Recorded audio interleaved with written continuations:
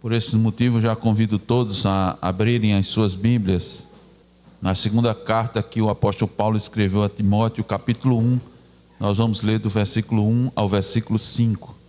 Diz a inerrante palavra de Deus: Paulo, apóstolo de Cristo Jesus, pela vontade de Deus, de conformidade com a promessa da vida que está em Cristo Jesus, ao amado filho Timóteo, graça, misericórdia e paz da parte de Deus Pai e de Cristo Jesus, nosso Senhor.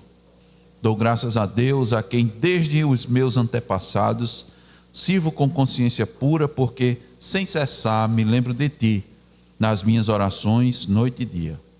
Lembrado das tuas lágrimas, estou ansioso por ver-te, para que eu transborde de alegria pela recordação que guardo de tua fé sem fingimento, a mesma que primeiramente habitou em tua avó Lóide e em tua mãe Eunice, e estou certo de que também em ti. Amém. Vamos orar, irmãos. Senhor Deus, conduz-nos, ó Deus, nesse momento, na fidelidade da exposição, Senhor, a tua palavra, na manifestação, ó Deus, da tua grandeza, por meio do teu Filho, Jesus Cristo. Aqui, ó Deus, imediatamente destacado pelo apóstolo Paulo no início dessa epístola, dessa carta. Deus bendito, que o teu favor, Senhor, estando sobre nós, possamos te bendizer, ó Deus, na exposição fiel, correta da tua palavra, que traz vida, Senhor. É a boa nova de salvação. Então, a nossa oração, ó Deus, é que, além de edificar a tua igreja, Senhor, e instruir o teu povo, porque tu conheces, ó Deus, cada um de nós profundamente. Somente tu, ó Deus, é quem sondas os corações. E tu fales, ó Deus, atenta para a nossa necessidade, Senhor, particular e como igreja. E também, Senhor, além de edificar, Senhor, traz salvação. É que nós te pedimos, ó Deus, o nosso anseio. Teu nome seja glorificado por meio da salvação, ó Deus, na pregação da tua palavra. Pedimos no nome de Jesus. Amém. Irmãos, o título do sermão é A Última Carta de um Pai para seu Filho na Fé. Essa é a segunda parte desse sermão. Vamos concluí-lo, permitindo Deus. No sermão anterior, nós iniciamos essa segunda epístola de Paulo a Timóteo, considerada por muitos irmãos as últimas palavras do apóstolo Paulo registradas nas Escrituras. Então, para os irmãos terem ideia, Paulo estava, irmãos, próximo da sua morte, e ele sabia disso. E ele expressou isso em alguns momentos dessa carta. Mas apesar disso, essa carta não é uma carta marcada por desespero, não é uma carta marcada por autocompaixão. Paulo não, mesmo sabendo de tudo isso, não está se expressando para seu amado filho Timóteo dessa maneira. E mais uma vez, lembro para os irmãos, ele estava preso. Não só preso, irmãos, ele foi abandonado por muitos. Ele também expressa isso nessa epístola. Muitos que o apoiavam abandonaram, deixaram ele para lá, esqueceram o apóstolo, as suas lutas. Mas Paulo não está preocupado consigo mesmo. Paulo está preocupado com o evangelho. Paulo está preocupado com a igreja. Paulo está preocupado para que aqueles seus colaboradores, como Timóteo, permaneçam firmes, servindo ao Senhor, até quando for o momento da sua partida, da sua chamada. E vimos, irmãos, que Paulo inicia essa carta reafirmando sua autoridade apostólica, porque isso tem um significado. Ele está dizendo, ó, minha mensagem não procede de homens, minha mensagem vem do próprio Senhor. Então atentem para essa palavra, atentem para o que eu estou dizendo. É Deus falando, porque Ele quer, irmãos, que a igreja persevere firmada em que fundamento? No fundamento dos apóstolos. E onde está esse fundamento? Registrado nas Sagradas Escrituras. Foi escrito, foi deixado escrito. Também nós vimos que Paulo não trata Timóteo apenas como cooperador ministerial, mas como amado filho, porque entre eles há um vínculo espiritual profundo, Vínculo este gerado no Evangelho. E esse vínculo é marcado por amor, por cuidado, por discipulado, por comunhão. Aquela comunhão que verdadeira, aquela comunhão na qual faz um ajudar o outro, um perseverar na fé, um cuidar, orar, interceder. E na exposição anterior nós vimos que não basta ter acesso à verdade. E vamos enfatizar isso ainda, irmãos, nesse sermão. Porque muitas pessoas têm acesso à verdade, muitos ouvem a verdade, muitos frequentam a igreja, muitos convivem com o povo de Deus, mas muitas vezes essa verdade ela fica apenas na mente, não desce para o coração. Essa verdade tem que alcançar o coração e consequentemente moldar a vida da pessoa, produzindo assim, irmãos, frutos na vida, uma fé genuína, uma fé viva, uma fé permanente, porque o justo viverá pela fé. E é exatamente isso que Paulo começa a desenvolver agora, irmãos. Nesses versos seguintes, para concluir essa exposição, nós vamos ver que essa comunhão espiritual entre Paulo e Timóteo, ela não era uma comunhão superficial, ela não era meramente uma comunhão com base em emoções, em sentimentos, em afinidades. Também, irmãos, não era uma comunhão apenas institucional, porque eles faziam parte da mesma instituição, eles se sentiam na obrigação. Não era isso não. Ela se manifesta numa vida piedosa do apóstolo, na sua perseverança na oração, no seu amor sincero e no testemunho de uma fé sem fingimento. Então, continuando nossa exposição, nós vamos voltar à pergunta que norteia este sermão. Qual é? Como o apóstolo Paulo, nesta última carta, afetuosamente exortou Timóteo a perseverar na comunhão e na fé genuína. Deixa eu lembrar os irmãos. Nós vimos duas lições anteriores, que foi pela sua autoridade apostólica e pelo seu vínculo pastoral. Agora, nós veremos em terceiro lugar que Paulo exorta Timóteo a perseverar na comunhão e na fé pelo seu serviço piedoso e sua vida de oração. Isso está exposto, irmãos, no versículo 3. Paulo mostra isso. Paulo está exortando Timóteo para que Timóteo olhe para o seu serviço, para aquilo que Paulo apresentou na sua vida, e também uma vida de oração, que nós vamos ver o significado de uma vida de oração. Vamos ver o versículo 3 novamente? Acompanhe a leitura atentamente. 2 Timóteo 1, versículo 3.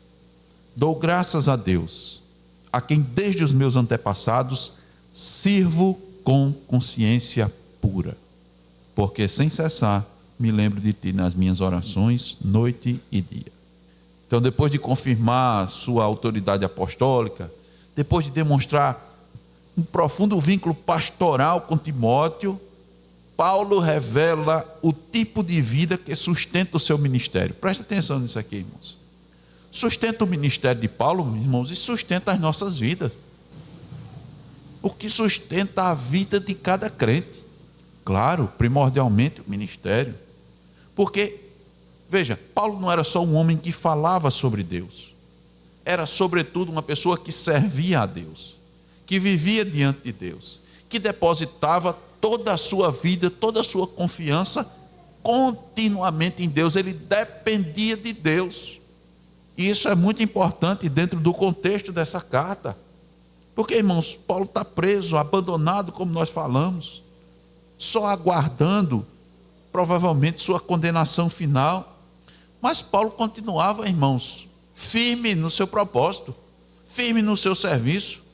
Paulo não escreve amargurado, não escreve revoltado, reclamando. Olha, servi a Deus todos esses anos, desde que Deus me alcançou, desde que Deus me chamou, e olha o resultado, olha o que eu ganhei com isso. Ele mesmo relata, irmãos, passou por frio, fome, risco de morte, foi apedrejado, perseguido pelas cidades. Não bastasse, irmãos, em uma determinada cidade as pessoas perseguirem ele, eles saíam de cidade em cidade, os judeus perseguindo Paulo, e Paulo fugindo. E qual é o resultado disso? O que ele está colhendo? Prisão injusta. Ele não estava preso, irmãos, como alguns ficam aqui na cela da Polícia Federal, não. Era numa masmorra insalubre, você submetido a todo tipo de doença possível, uma alimentação que, irmãos, vocês imaginem, não era rica em vitaminas, proteínas, sais minerais. Isso é o resultado de servir a Deus. Ele continua servindo, irmãos. E aí a gente abre um parênteses, né?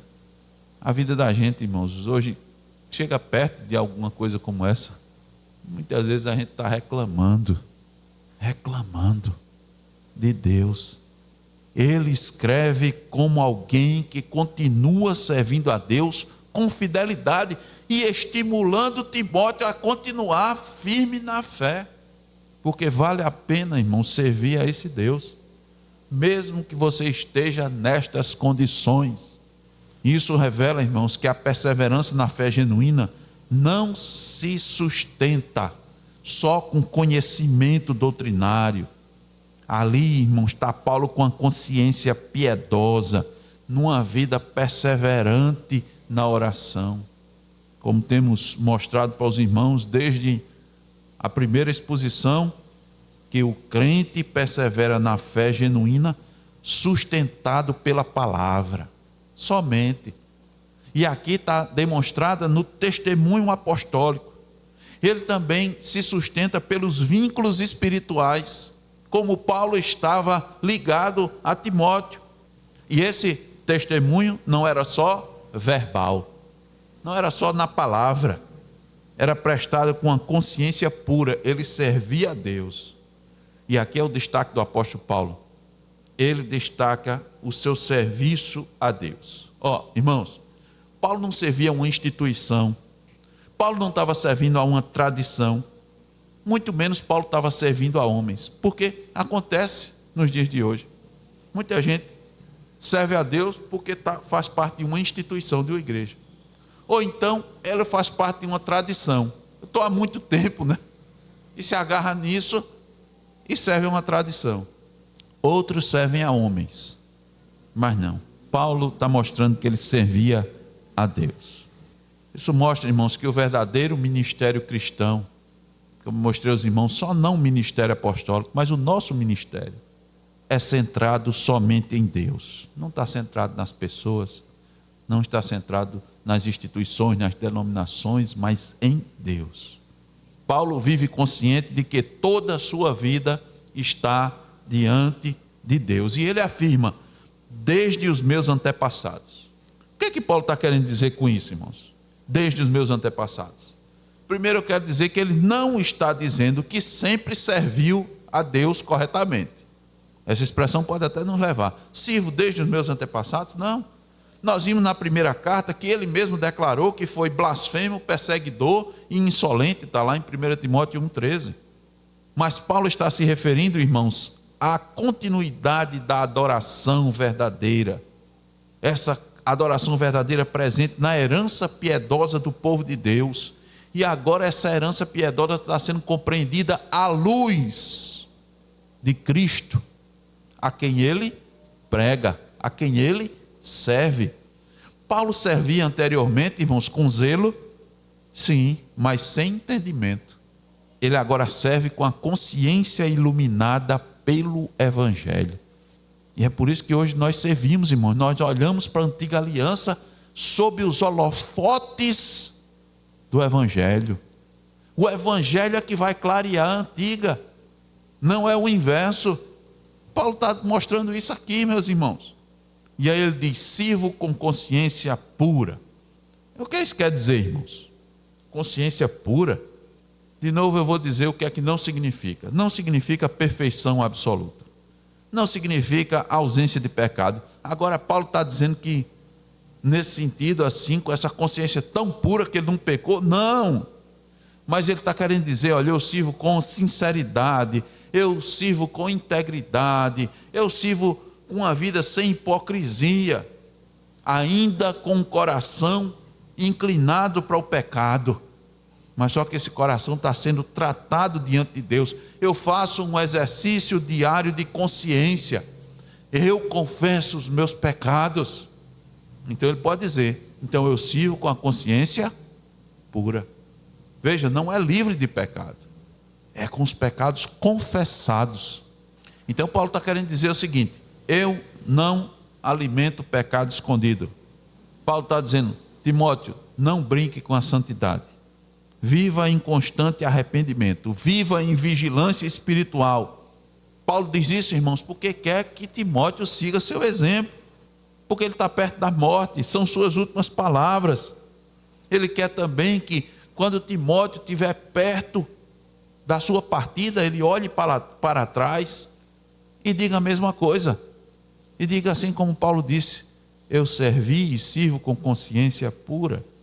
Que contraste, né, irmãos, com muitas pessoas, muitos homens que começam bem a caminhada e terminam destruídos.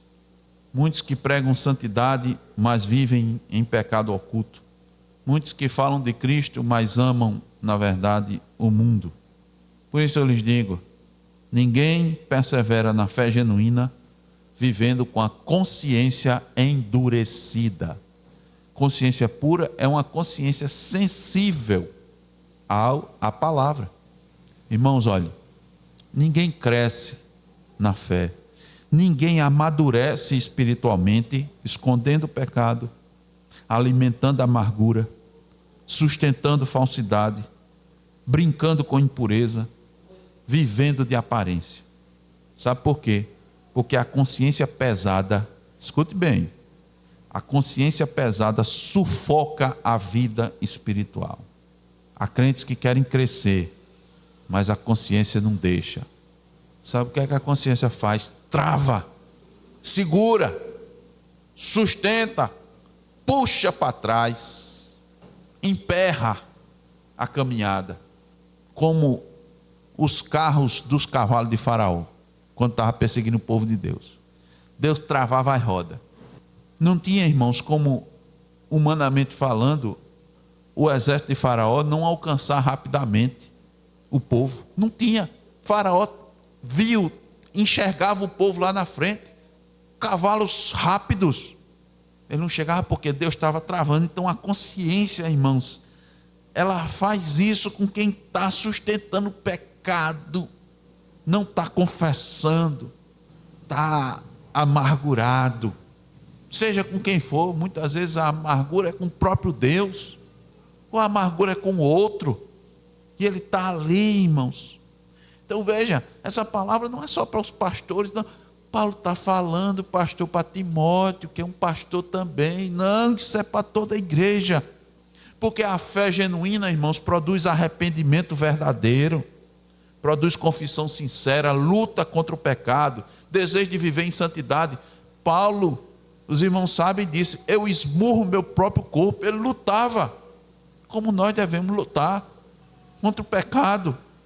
Então é preciso nós examinarmos nossa vida, fazermos uma avaliação sincera se não estamos com pecados escondidos que precisam ser abandonados, se tem áreas da nossa vida que nós evitamos colocar diante de Deus, como foi visto na parte da manhã. E quando é que isso acontece? Quando você tem áreas na sua vida que você não quer o senhorio de Cristo, você quer dominar, você quer mandar naquela área. Você pode deixar, você deixa, na verdade, ou quer deixar Jesus mandar em outras, mas naquelas não. Naquelas você não abre mão. Isso, irmão, faz você parar na caminhada, parar no crescimento espiritual, quando não regredir. Aí Paulo disse, eu sirvo com a consciência pura. Então você precisa refletir, você tem servido a Deus com sinceridade? Porque senão, irmão, não tem como perseverar, porque a perseverança cristã não acontece sem piedade prática, sem piedade prática, sem uma consciência pura. Mas a vida de Paulo também é marcada por uma oração incessante, por uma vida de serviço e uma oração incessante. Olha o finalzinho do versículo 3. porque sem cessar me lembro de ti nas minhas orações, noite e dia. Então veja, Paulo está preso, sofrendo, fraco fisicamente, mas qual é a sua preocupação? Com a igreja. Ele está preocupado com os irmãos. Ele está preocupado com os ministros do evangelho. Em resumo, ele está preocupado com o reino de Deus. E o que ele faz? Ele ora. E como é que ele ora? Constantemente, diariamente. Por quê, irmãos? Porque crente maduro é crente de oração. Homens maduros, homens de Deus, são homens de oração. Perseveram na oração. Dependem continuamente de Deus por meio da oração. Então, para Paulo, a oração não era um aspecto ocasional. Ele não orava assim, eita, me lembrei, vou orar. Não era assim. Isso sempre foi, irmãos, as marcas dos servos de Deus. Foi a oração. A marca do servo de Deus é a oração. Daniel orava 3 vezes ao dia. Ana perseverava em jejuns e orações. Jesus passava noites em oração. A igreja de Atos, a igreja primitiva, perseverava nas orações. O povo de Deus é um povo de oração. Por quê? Quem pouco ora demonstra pouca dependência de Deus. Então faz sentido não querer que Cristo seja o Senhor de determinadas áreas da vida. Por quê? Para que orar essa área? Não pode deixar, eu tomo conta, eu dou um jeito, eu resolvo, eu faço. Oração, irmãos, é confissão prática de que necessitamos de Deus, da graça de Deus, da força de Deus, diariamente. Não é de vez em quando, não é quando eu preciso, eita, estou precisando, vou orar. E Paulo não ora somente por ele, ora por Timóteo, ele intercede, ele carrega as pessoas diante de Deus. Isso, irmãos, faz parte da verdadeira comunhão. A comunhão dos santos não é só conversar, ou visitar, ou contribuir e participar dos momentos da igreja. A comunhão é, acima de tudo, carregar uns aos outros em oração.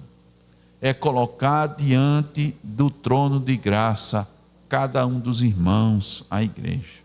Então, diante disso, irmãos, vem uma pergunta, né? Bem clara. Você ora, faça uma avaliação. Você tem 24 horas no dia. Quanto tempo dessas 24 horas você ora? Pense. E quando você ora pelos seus irmãos? Cita o nome deles nas orações?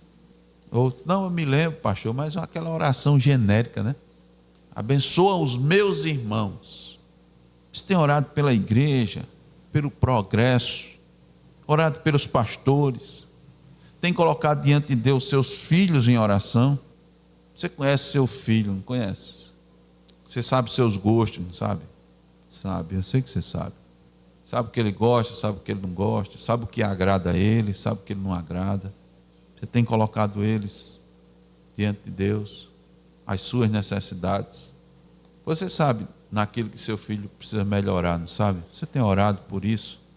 Ou sua vida espiritual gira em torno das suas próprias necessidades? Eu posso perguntar, você diz, não, eu oro. Aí eu pergunto, como é a sua oração? Aquela, Senhor, abençoa minha família, minha vida, em nome de Jesus, amém. Você acha que isso você acha que isso é perseverar em oração? Seja sincero. Ou isso é um indicativo de uma vida praticamente sem oração ou muito pobre de oração?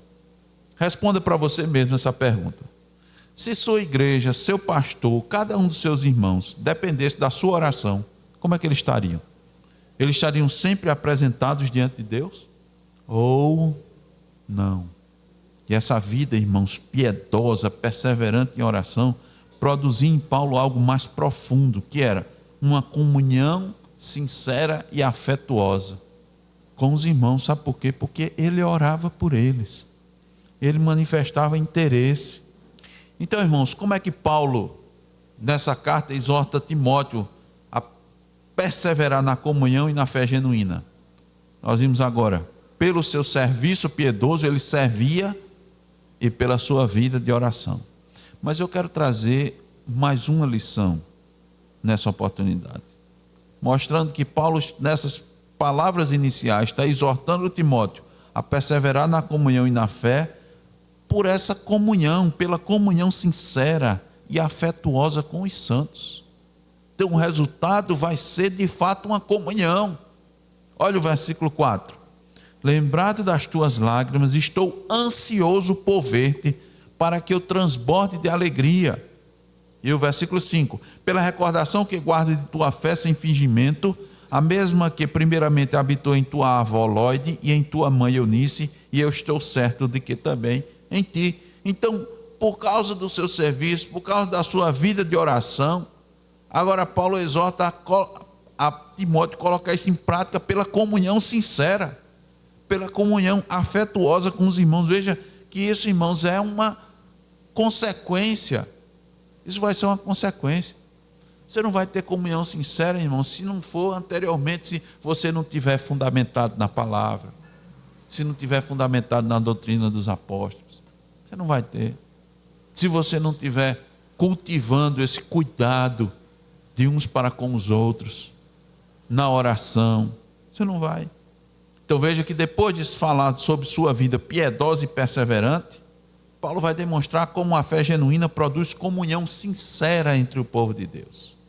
Como nós dissemos, ter comunhão com os irmãos não é só participar de encontros sociais, não é só ter afinidades pessoais e convivência externa à da igreja, mas é ter, veja, afeto espiritual,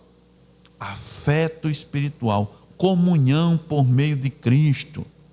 A verdadeira comunhão cristã nasce de uma união espiritual produzida pelo Evangelho. Veja, lembrado das tuas lágrimas, estou ansioso por ver. Você pode dizer, mas pastor, aqui Paulo está, o componente aqui, pastor, não é meramente sentimental. Ele está lembrado das lágrimas de Timóteo. Agora você tem que pensar, irmãos, por que é que Timóteo estava derramando lágrimas? Por que foi? Sabe por quê? Porque Paulo e Timóteo tinham uma sensibilidade espiritual. Paulo anseia pela comunhão de quem tem um coração sensível ao Evangelho, sensível à palavra. É isso. Por isso que ele lembra das lágrimas.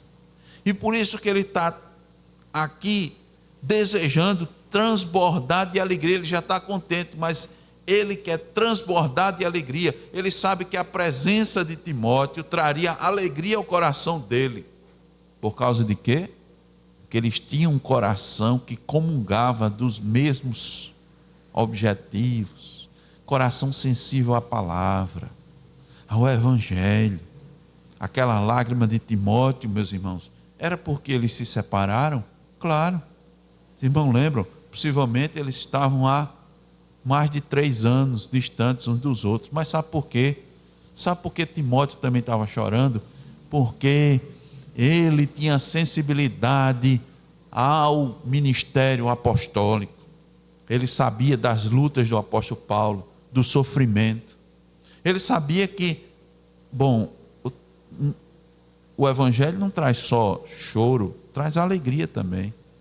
Também traz alegria. Era essa sensibilidade. Então nós precisamos recuperar a visão bíblica da comunhão. Eu vejo muitas vezes, erroneamente, alguns cristãos, até de muito tempo de igreja, dizendo, olha, nós temos que fazer mais eventos para melhorar a comunhão. Vocês já pensaram nisso? Irmãos, os eventos devem ser resultado da comunhão.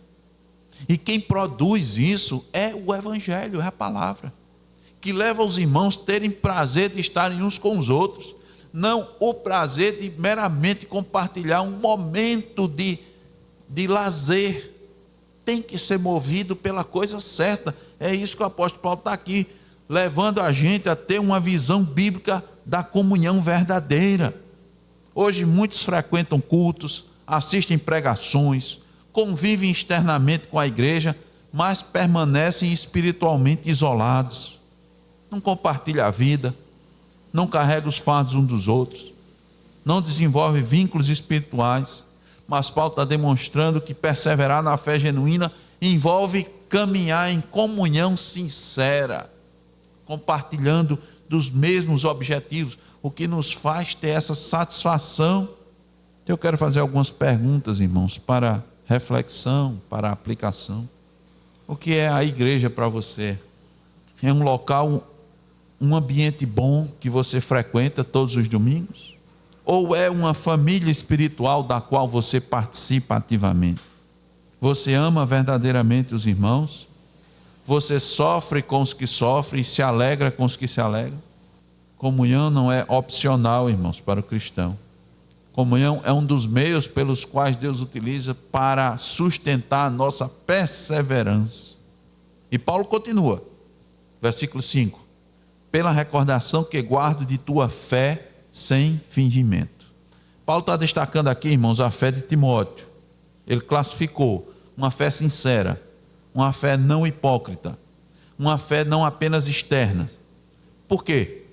Porque existe, irmãos, religião sem conversão. Existe aparência sem transformação. Existe discurso sem vida. Existe profissão de fé sem arrependimento. Mas Paulo disse: não, Timóteo, tua fé não é assim. Você manifesta, Timóteo, evidências reais da graça de Deus na sua vida. Por isso que a sua fé é sem fingimento. Uma fé genuína. E olha, irmãos, fé genuína não é fé sem perfeição. Fé, essa fé aqui não é a fé que manifesta perfeição, não. Sabe por quê? Porque Timóteo tinha medos, fraquezas, dificuldades, timidez, mas sua fé era verdadeira. Nós não estamos falando aqui pregando, nem Paulo está dizendo de uma coisa inalcançável, não. Ou somente para aqueles que estavam no nível apostólico, ou ser um delegado apostólico. Não é isso, não. Em uma exposição, irmão, sobre esse texto, eu li algo que quero compartilhar com os irmãos. Veja bem, o verdadeiro cristão pode até ter fraquezas, várias fraquezas, mas ele não é falso. Ele pode até tropeçar, mas ele não vive sustentando, irmãos, hipocrisia deliberada. É uma fé sem fingimento. Por isso é importante questionarmos como está a nossa fé. É uma fé genuína? Ou só uma fé cultural, ou uma fé tradicional? Como é uma fé tradicional? É uma fé que todo mundo crê em Deus e eu também creio em Deus. Porque há muitos que conhecem a linguagem da igreja, sabem falar sobre doutrina, defendem a doutrina, frequentam religiões, mas nunca foram transformados pelo Evangelho. Você quer testar a sua fé? Eu vou lhe ajudar. Verifique se sua fé produz amor por Cristo. Amor por Cristo é quem? É Cristo governando sua vida. É o senhorio de Cristo. Não adianta dizer eu amo Cristo, mas você manda? Não, eu amo Cristo, eu quero que Ele seja meu Salvador. Tá, mas é para Ele ser o Salvador e o Senhor da sua vida. Então teste sua fé. Você ama Cristo como o Senhor da sua vida? Sua fé produz arrependimento verdadeiro? Arrependimento dos pecados? Ou você já tem no seu coração os departamentos, os compartimentos para guardar determinados pecados e deixar eles lá quietinhos? Sua fé produz perseverança quando a coisa aperta. Quando está tudo bem, você está louvando a Deus, agradecendo a Deus, compartilhando com os irmãos. Quando a coisa aperta, mas irmão, quando a coisa aperta é que a gente vê se a gente está com fé mesmo. Quando a coisa aperta, você começa a demonstrar desespero, você começa a querer fugir. Então é bom você avaliar a sua fé. Sua fé produz desejo de santidade, amor pelos irmãos? Pense, responda para si mesmo, faça esse teste, seja sincero com você, não se engane não. E Paulo, irmãos, vai trazer outra questão muito importante para nós. Depois de dizer que ele recorda, pela recordação que ele tem da fé sem fingimento, ele diz assim, a mesma que primeiramente habitou em tua avó Lóide e em tua mãe Eunice. Paulo aqui, irmãos, está incentivando e encorajando as famílias quanto ao ensino doméstico. Aqui, irmãos, temos um exemplo de que Deus usa meios ordinários para transmitir sua verdade às próximas gerações. Então, os meios ordinários somos nós, como está lá claro em Deuteronômio capítulo 6. O evangelho precisa ser vivido dentro de casa.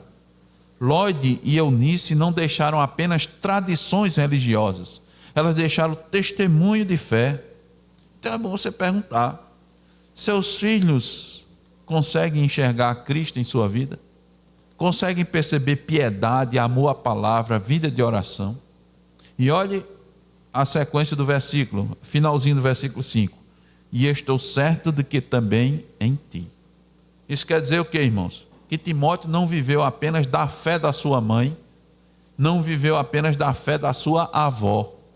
Olhe, ninguém é salvo pela fé da família, viu? Ninguém. Fé não se pega por hereditariedade.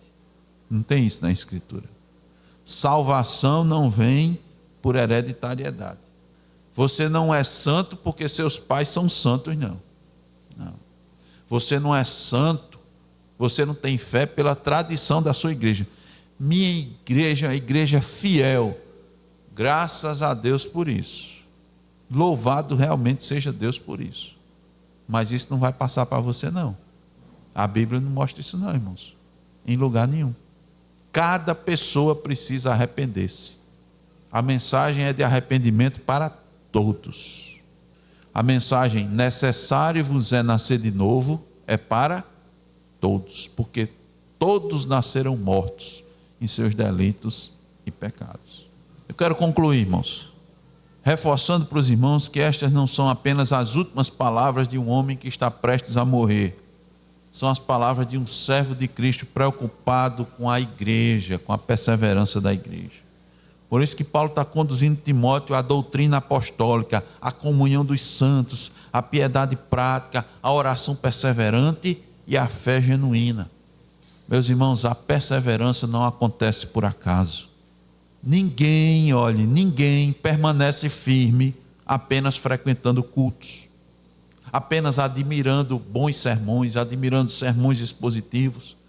Ninguém persevera só possuindo conhecimento intelectual, conhecimento teológico, porque na hora da prova não vai suportar. Para permanecer, para perseverar, precisa estar constantemente firmado na palavra, se alimentando da palavra, cultivando comunhão verdadeira, vivendo em santidade. Se a sua referência não for Cristo, irmão, você não permanece, você não persevera. Não, de jeito nenhum. Você fraqueja. Sabe por quê? Você vai olhar para os homens e você vai encontrar defeito. Você vai olhar para a igreja e você vai encontrar defeito. E nenhuma vai servir. Mas se você olhar para Cristo, aí sim. Aí você vai ter a perspectiva correta. Aí você vai conseguir perseverar. Se você abandonar a oração, você não persevera. Você não persevera. Não é olhando os outros orarem, é você orar. É você se colocar diante de Deus. É como nós usamos a expressão, tem que dobrar o joelho. A exortação, irmãos, afetuosa de Paulo a Timóteo, nos chama a esse autoexame, para verificar se a nossa piedade não é só de aparência, se estamos apenas com um linguajar evangélico, mas continuamos escondendo pecados e tendo uma vida espiritual superficial. E quando é que a gente não tem uma vida superficial, uma vida espiritual? É nisso. Veja quanto tempo você lê a Bíblia, quanto tempo você ora, quanto tempo do dia. Ah, meu dia é tão atribulado, tantas lutas. Faça um exame direitinho. Se você pegar, de fato, um lapisinho, vamos anotar, porque às vezes a memória trai a gente. Quanto tempo passo nas minhas tarefas? Cada uma das minhas tarefas, das minhas obrigações. Você vai ver em que é que você está dando prioridade. Você vai ver que tem coisas que você não deixa de fazer de jeito nenhum, mas está negligenciando a oração, a leitura, a meditação. Como é que persevera? Não persevera. Impossível. Impossível. Como é que você vai ter amor pelo irmão? Você não ora por ele. Como é que você vai ter uma comunhão sincera? Não vai. Como é que você vai estar preocupado com a igreja? Você não vai. Como é que você vai ter a visão do reino de Deus? Você não vai. Você faz parte da igreja quando for tomar decisões. Você vai tomar decisão pela palavra? Como você vai tomar decisão pela palavra? Como você vai ter a visão do reino como Paulo tinha, como Timóteo tinha? Você não vai. Sua visão vai ser terrena, humana. Você não vai estar olhando pelo horizonte. Você não vai estar contemplando as coisas de Deus. Você não vai. Você vai ter uma visão? Vai. Você vai enxergar assim, um palmo na frente do nariz só. Só. Porque isso é o tamanho da sua oração. É um palmo. O tamanho da sua leitura da palavra. Um palmo. Isso é o tamanho da sua visão espiritual. Esse texto, irmãos, acima de tudo, aponta para Cristo. Por quê? Porque a promessa da vida está em Cristo. Paulo não está preocupado com a sua própria vida. Não está preocupado. Não estou dizendo que os irmãos não se preocupem com as suas vidas. Eu imagino que vocês já devem entender isso daqui. Não se preocupe. Assim como Paulo, não tenha medo da morte. Tem uma promessa. A promessa está garantida. Está em Cristo. A graça, a misericórdia e a paz vem de Cristo. A fé genuína existe por causa de Cristo. E a perseverança é sustentada por Cristo. Então, irmãos, esse texto aponta para Cristo. Sem Cristo não tem vida. Sem Cristo não tem comunhão verdadeira. Não há perseverança. Sem Cristo não há salvação. Se você está preocupado com a sua salvação, e eu espero que você esteja, é só em Cristo. Porque uma coisa eu lhe garanto, você vai partir desse mundo. Um dia vai. Mais cedo ou mais tarde. E depois? Onde está a sua segurança? Examine seu coração nessa oportunidade. Nosso desejo é que Deus fortaleça e ajude a igreja a perseverar na fé genuína, na comunhão dos santos, sustentada pelo testemunho apostólico e pelos vínculos espirituais. Amém.